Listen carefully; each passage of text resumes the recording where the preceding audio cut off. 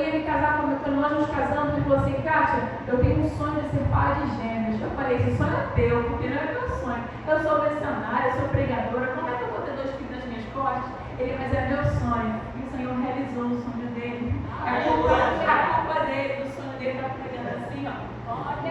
Mas é para testificar o que Deus fez na vida do meu esposo. É para testificar que quando o Senhor faz, ele faz perfeito. Eu glorifico o nome do Senhor pela vida do meu esposo. Eu quero dizer para você: não importa o quadro de miserabilidade que esteja a tua alma, ou a alma de alguém que você conhece, Jesus Cristo transforma.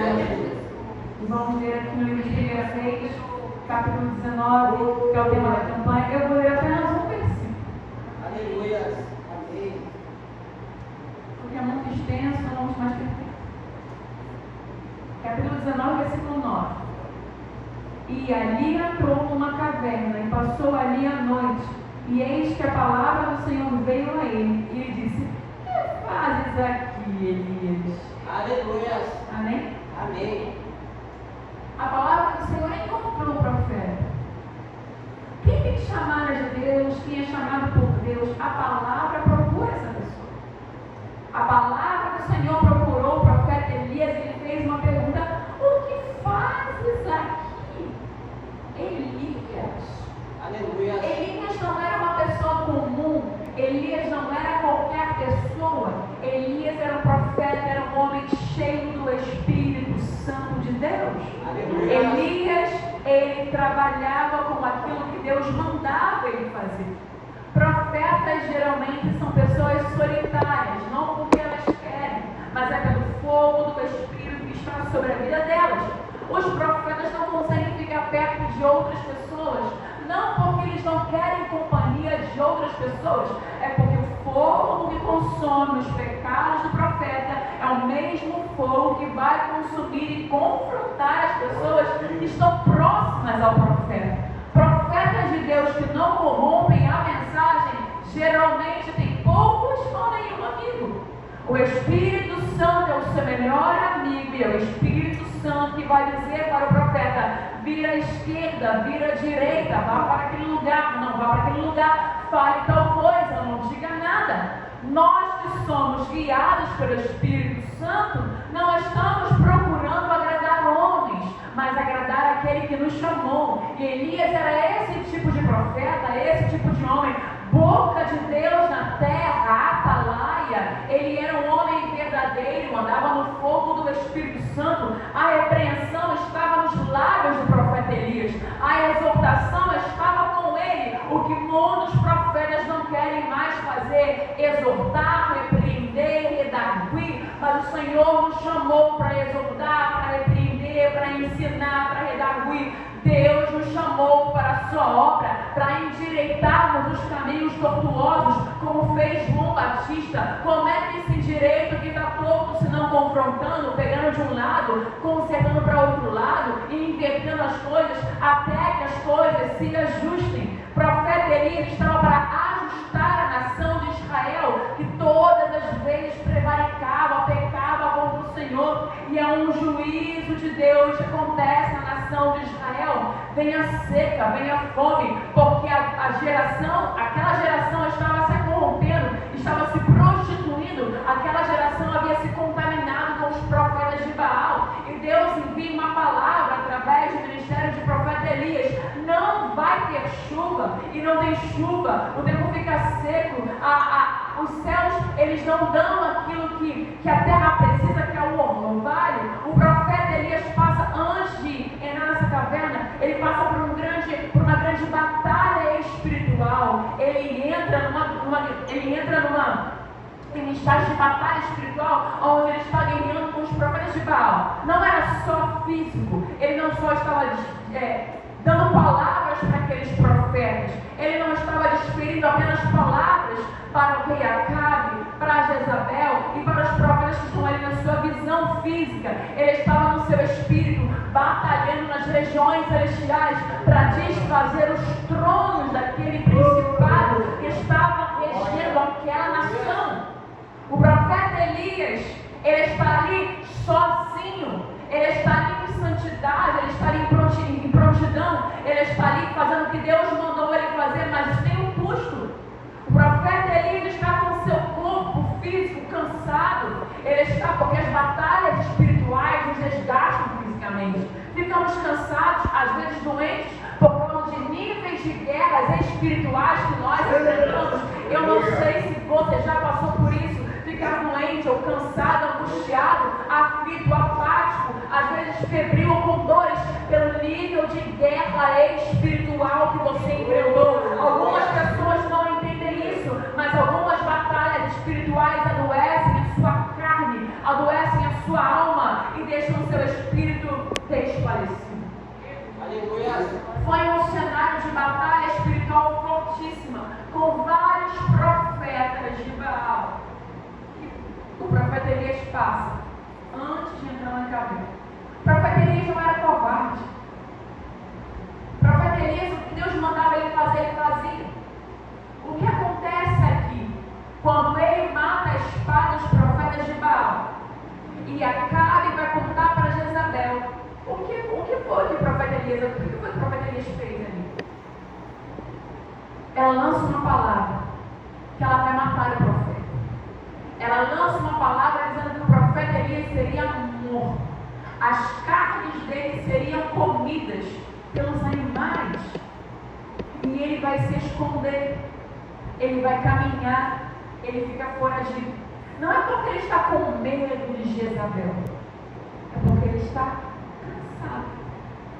Imagina, depois de você lutar, você guerrear, para desfazer as obras do adversário, desfazer altares, digamos assim, de feitiçaria, para desfazer tronos de principados. E depois de tudo que você faz pela sua nação, você recebe uma palavra, não é de qualquer pessoa, mas de uma liderança, dizendo que você será perseguido, será morto. O que você fez não ficará de qualquer maneira, não ficará de qualquer jeito.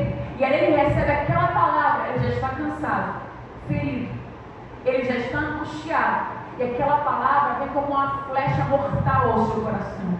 Não porque ele tem medo da morte, mas porque ele talvez esperava, não sei se abraços, aplausos ou simplesmente glória a Deus pela sua vida, Elias. E ele não recebe nada disso, mas ele recebe uma palavra de afronta. Elias começa a ir por seu caminho errante e chegando nesse lugar, ele entra numa caverna. Ele entra em um lugar de escuridão. Talvez o mesmo lugar que o profeta Jeremias vai se esconder. E ele vai falar para o Senhor, lá no capítulo 20, se eu não me engano: me iludiste. Foste mais forte do que eu.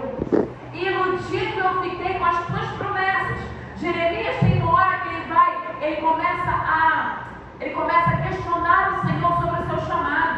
Ele começa a falar para Deus: Deus, eu não falo mais em teu nome. Eu não prego mais. O Senhor disse para mim lá no primeiro capítulo do meu livro que o Senhor iria me honrar, me levaria para as nações, que reinos seriam abatidos, que eu iria plantar, que eu iria edificar, que o meu nome, o teu nome ainda seria grande. Mas olha para mim, num poço, num calabouço, escondido, odiado, perseguido. Ele vai falar: iludido eu estou, Senhor. Tu fostes mais forte do que eu. Não falo mais em teu nome, não prego mais a tua palavra. Talvez eu quero usar agora as minhas palavras de ministro, de pregadora. Eu luto com principados, com potestades, com essa nação toda, e olha só meu pagamento. Aleluia.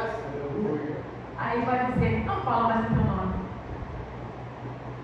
Mas quando eu recebo as tuas palavras, elas são como fogo em meus ossos. Eita Deus. Eu não consigo ficar de boca fechada, eu volto a profetizar. Aleluia. Não importa o quão cansado você esteja, a palavra vai te procurar. E ela tem que ser como fogo que arde em nossos ossos. A unção do Espírito Santo nos capacita para fazermos aquilo que Deus nos chamou para fazer. E assim o profeta Elias está cansado, desanimado, numa caverna. mais são os profetas de Baal do que os profetas de Deus. Ele não consegue ver sequer um profeta. Processo de Deus com Elias. Tem momentos que Deus vai esconder os profetas dele, vai esconder nossos irmãos na fé, para que nós venhamos pensar que estamos sozinhos, ou talvez simplesmente refutar a solidão com uma palavra: eis que estarei com você todos os dias, até a consumação dos séculos. Não importa se o profeta de Baal te afronta, não importa se o principado de Jezabel te afronta, o que importa é que ele estará com você todos os dias, até a consumação dos séculos. Aleluia. Ele se sente solitário, sozinho. A opressão foi tão grande que o seu espírito ficou minguado e a alma dele falou mais alto do que o espírito. O nosso problema é deixar a nossa alma falar mais alto que o nosso espírito. O nosso espírito está pronto, mas a nossa carne é fraca. Tem horas que temos que falar com a nossa alma: alma minha, por que tu estás abatida, minha alma? Por que te perturbas dentro de mim? Espera, minha alma, espera em Deus, pois ainda eu louvarei. Conversa com a tua alma cansada, conversa com a tua alma abatida, fala para a tua alma: alma minha, espera nas profecias, espera no arrebatamento, espera nas promessas, porque ainda, alma minha, você irá louvar ao Senhor. Pereceria sem dúvida se não cresce que veria o bem do Senhor ainda na terra dos viventes. Glória a Jesus, aleluia. Nós ainda veremos o bem do Senhor antes de descer à sepultura. Nós ainda veremos o bem do Senhor. Veremos o nosso Deus nos justificar perante os nossos adversários. Glória a Jesus, aleluia. Preparas uma mesa perante mim, na presença dos meus inimigos. Unges a minha cabeça com teu óleo e o meu cálice transborda. Voltando, ainda que eu andasse pelo vale da sombra da morte, não temeria mal algum, porque tu estás comigo. O profeta Elias estava em um vale de morte, mas ele esqueceu que Deus estava com ele. Elias não queria ouvir profecia, não queria vir no culto de violão, com barulho de pandeiro, de bateria. Ele não queria nada disso, e por isso o Espírito Santo aparece para ele com uma brisa suave. Aleluia.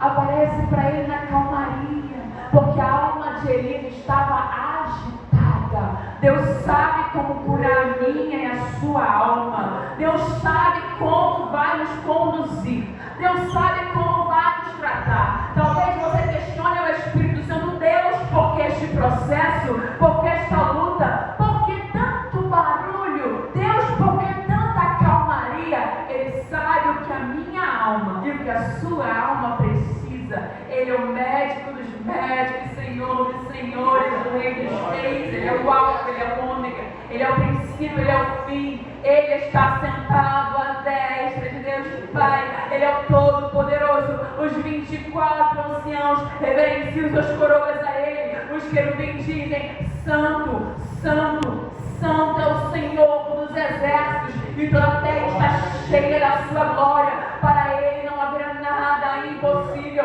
Um dia para Deus é como se fosse 1000 anos, 1000 anos como se fosse um dia. Não questione a ele o tratar dele a seu respeito. Ele sabe como vai nos conduzir. Ele nos leva ao deserto para falar ao nosso coração. Glória a Jesus, aleluia. E às vezes ficamos perplexos. Deus, cadê os pastores? Cadê os pregadores? Cadê os avivados? Deus, cadê a sarça queimando fogo? E o Senhor te levou para o deserto, para falar o teu coração, para afiar o instrumento que é a palavra, para te deixar entender que nem só de pão viverá o homem, mas de toda a palavra que sai da boca de Deus. Deus, porque recurso. Deus, porque não acredita no meu chamado, no meu ministério. Deus, porque o Senhor me confiou coisas grandes. Ele está trabalhando em você. O vaso não pode dizer para o oleiro que o Senhor faz, porque faz assim. Se Deus é que está trabalhando na obra, nós não temos que questionar, apenas permitir Ele trabalhar. Aleluia. Jeremias desce, rode candarás. Desce a casa do oleiro. Glória a Deus. E lá te farei ouvir as minhas palavras. Aleluia. Tem gente que não desce. Tem gente que não vai ouvir as palavras dele.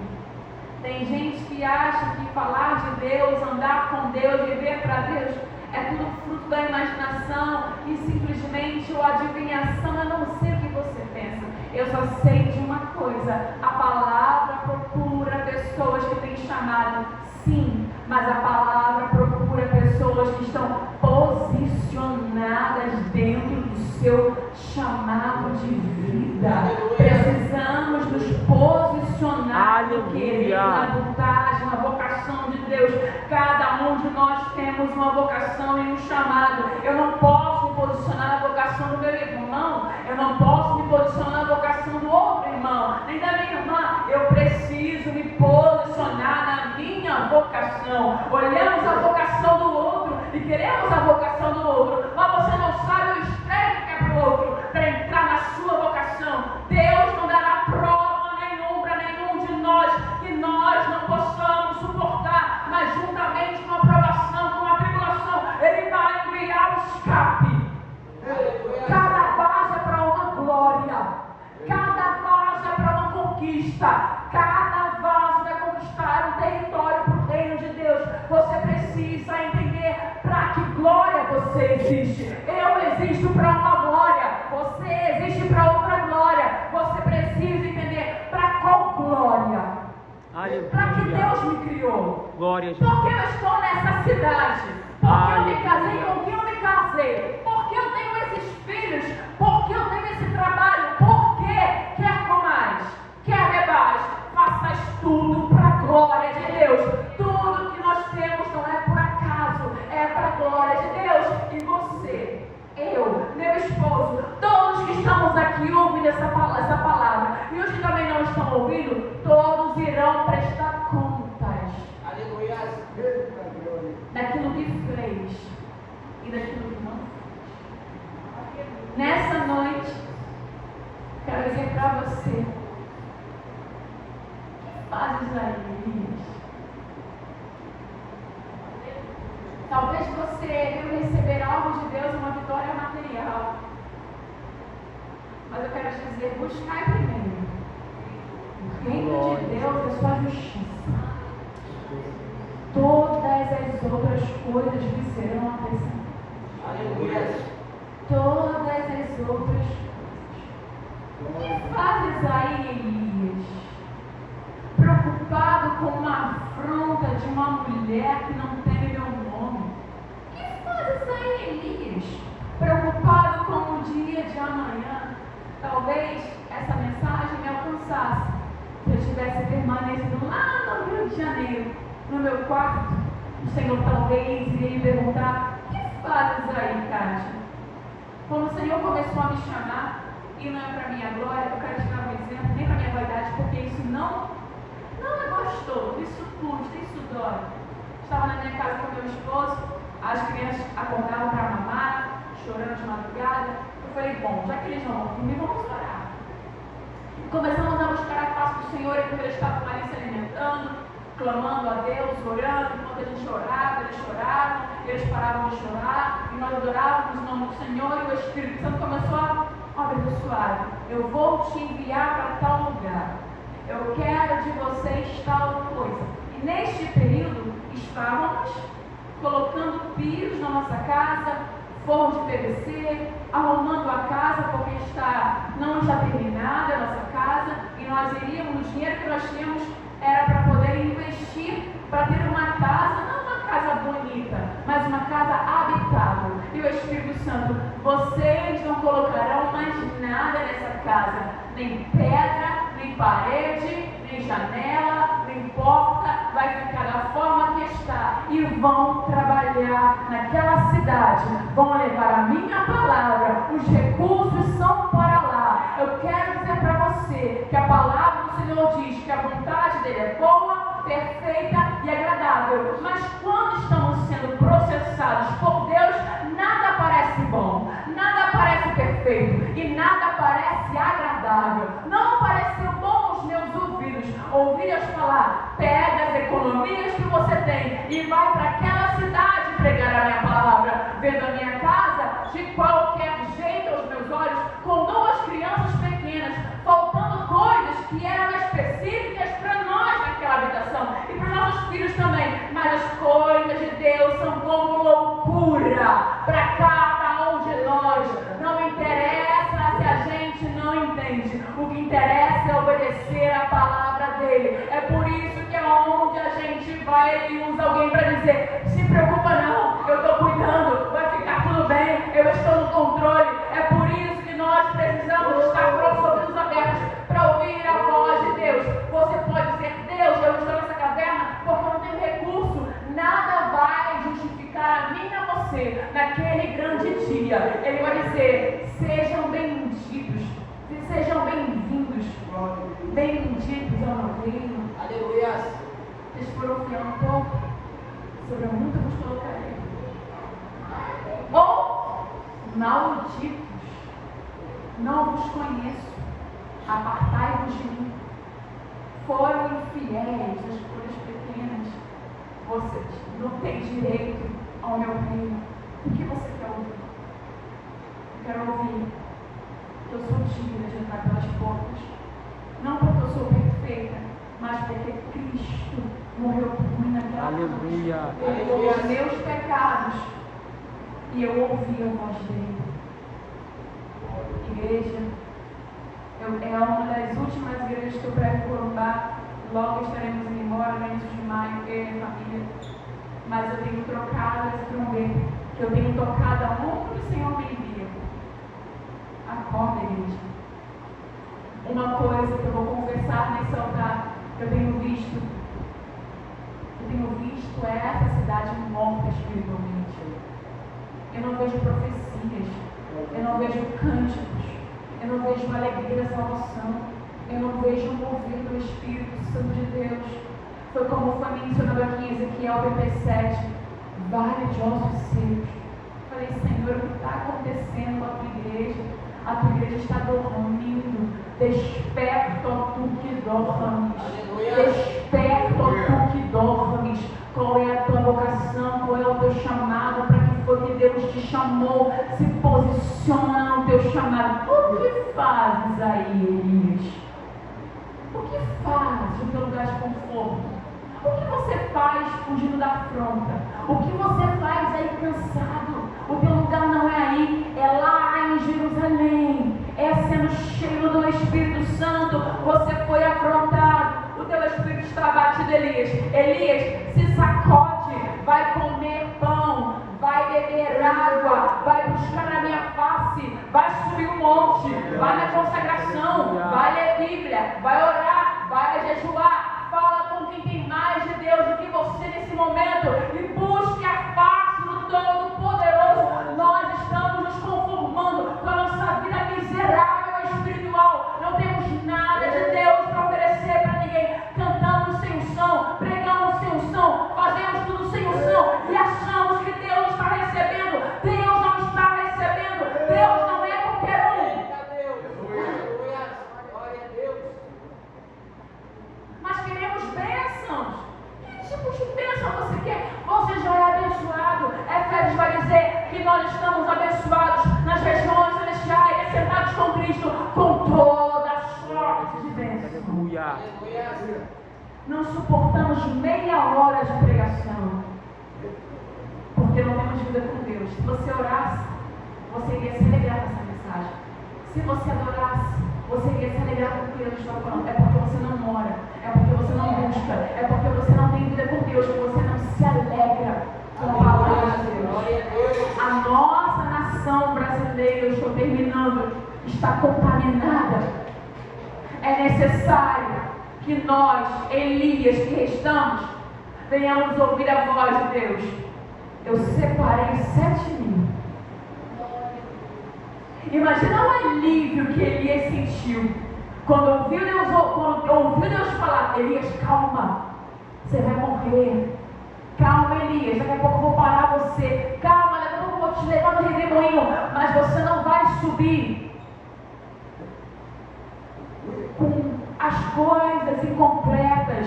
Você vai terminar a sua parte, e o que você não terminar, eu separei 7.000 que vão dar continuidade àquilo que você começou. Elias, não sofra por antecipação, porque eu não estou sofrendo. Continua sentado no meu trono inabalável, sempre eterno, trono de justiça. Deus está trabalhando, está contando com cada profeta que não se contaminou, que não se corrompeu, que não se curvou a Jezabel, a Baal, e nenhum tipo de profeta maligno que quer que você perda o seu chamado.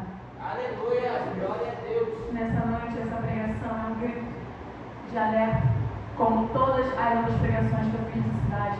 E tenho feito, não só aqui em Corumbá, Ladário, mas aonde o Senhor tem me enviado. Acorda, igreja.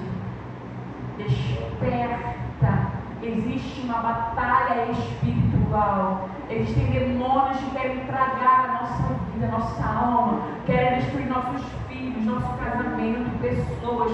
Demônios são reais e não se expulsa demônio dizendo: está repreendido em nome de Jesus. Se não tem vida com Deus, vida de oração, de santidade, se não conhece a palavra, nenhum demônio vai se sujeitar a pessoas que não têm autoridade do Espírito Santo. Aleluia. Se disseram isso para você, te enganaram, é mentira. A Bíblia fala que se você crer no nome de Cristo, você vai viver o que Ele disse que você tem que viver, e você vai ter os mesmos sinais que Ele carregou. Eu quero terminar a mensagem orando por você, se você quiser uma oração. Aleluia. Amado Espírito Santo de Deus, Aleluia. nessa noite, Pai, te agradeço pela oportunidade, te agradeço pela tua casa, pela tua igreja. Deus, e por cada pessoa que continuará ouvindo essa pregação através da mídia, Deus. Porque o que eu estou falando aqui ficará registrado para outras pessoas se alimentarem. Eu te peço, Espírito Santo, desperta os nossos espíritos, tira os comichões dos nossos ouvidos e nos fortaleça para nós não renunciarmos, Pai, o Evangelho, mas que possamos renunciar, Deus, à vaidade, à carnalidade, à mentira, ao engano e à preguiça espiritual. Pelo poder que há em teu nome, desperta os que dormem e levanta os teus vasos escolhidos. Em nome de Jesus. Amém.